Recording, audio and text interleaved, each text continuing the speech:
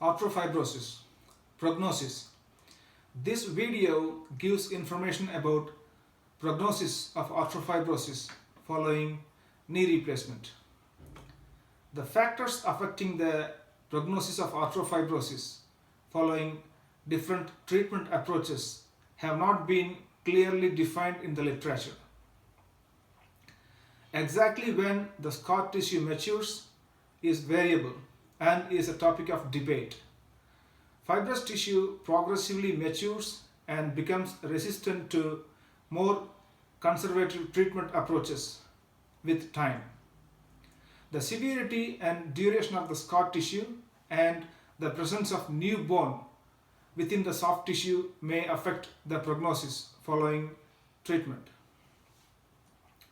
Generalized arthrofibrosis leads to more severe stiffness, and the chance of improvement in motion after treatment is less as compared to localized arthrofibrosis.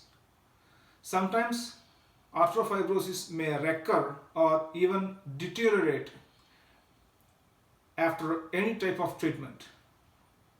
In the past, the prognosis of arthrofibrosis was considered better in patients with an identifiable cause for stiffness that could be corrected during surgery.